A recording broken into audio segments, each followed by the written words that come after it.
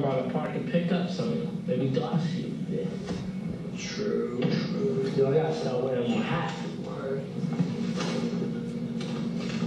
This is my suit, man. Yeah, my hair looks busted, dude. I'm gonna get bought, man. You are? How's it? The other day, short Chinese bitch that look good, motherfuckers. We get mad. Titties will fuck up any nigga that's to me, yo.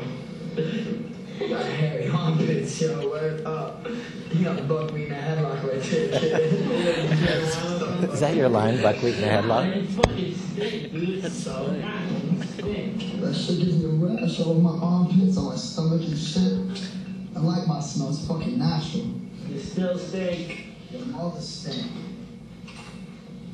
What's the pop? Fail. Look at this busted ass nigga. Nah, that's me, nigga. Me and your bitch. Okay, cut. Okay, so one thing I'm curious about watching that is it's, you know, the dialogue seems really natural and some of it improvised. So how much was actually written and how much is improvised, or that whole process? And were you around during the whole making of that film?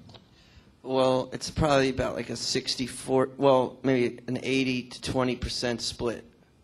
Like 80% on this side. For well, actually, scripted, 80% scripted. Well, I can't. Yeah. Yeah. Okay.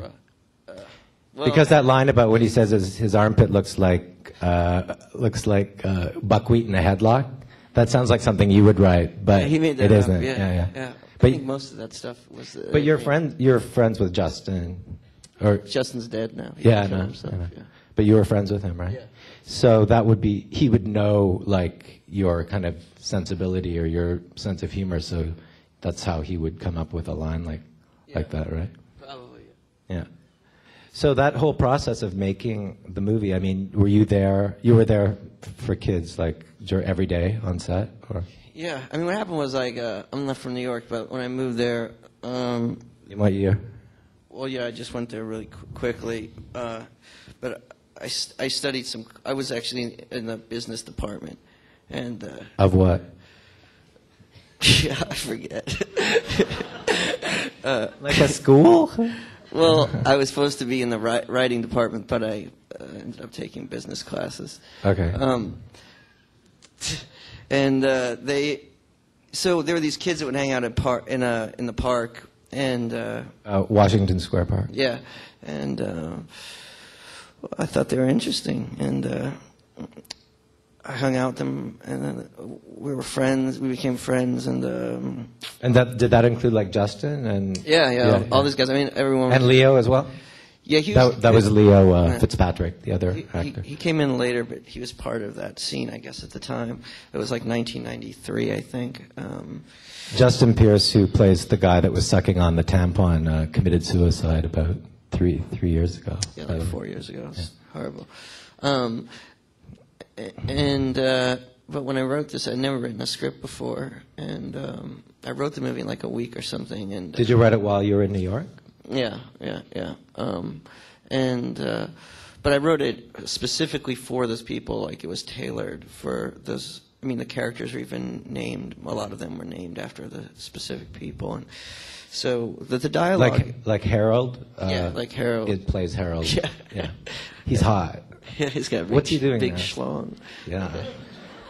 He's the one during the if you've seen the film, with the swimming pool scene where he's like moving his hips like this, and you can hear his dick like slapping his thighs, even though you can't see Love that. Yeah, that was my favorite scene. No, anyway. But anyway, yeah, the script.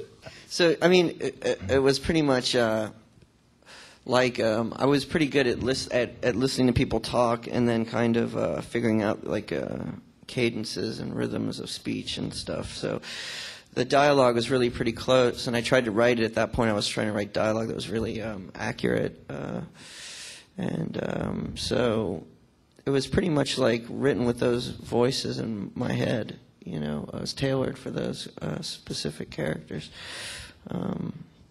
So I'm also curious just about the process of making the film because, like, for example, with a scene like that, would you have been there, like, off camera? Oh, yeah, I was there the whole movie. I was Yeah. there. It was Larry's first film, and I was, just out of high school, and I knew I wanted to make movies, and it was good for me. I got to watch the whole process, and I got to learn the technical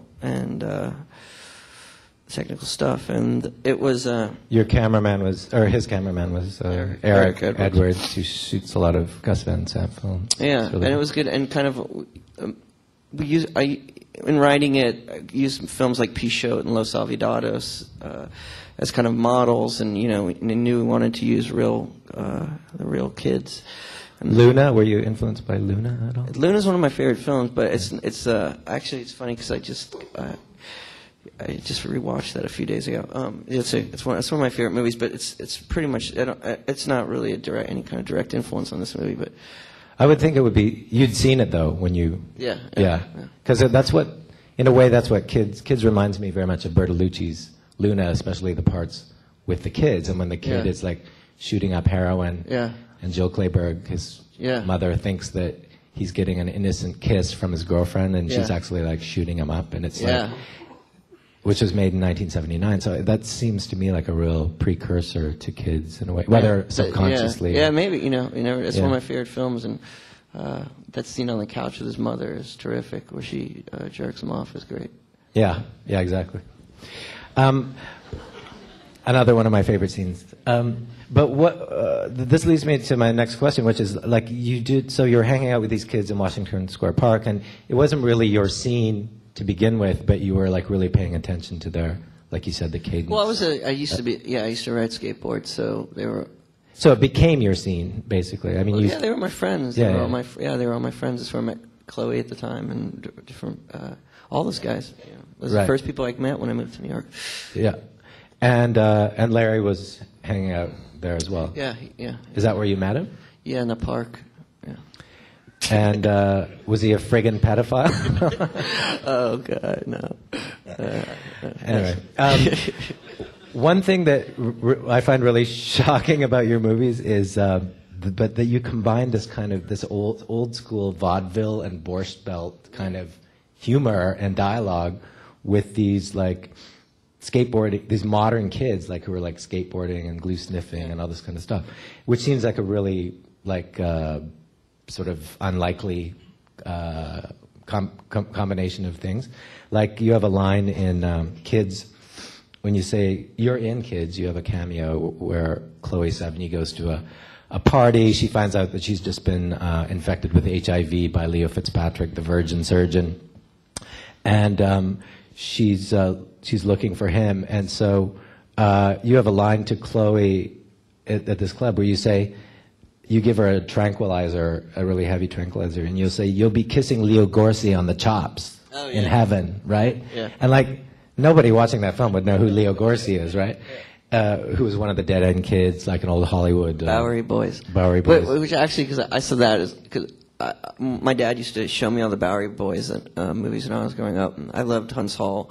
It's like one of my favorites, and I saw that kind of, in a lot of ways, as a precursor to that film. So it was just a kind of offhand record. To Kids. Yeah, to Kids. Kids. Well, Kids is like a Dead End Kids yeah, remake. Angels with Dirty Faces. Yeah. Dead End Kids, yeah. And then also you have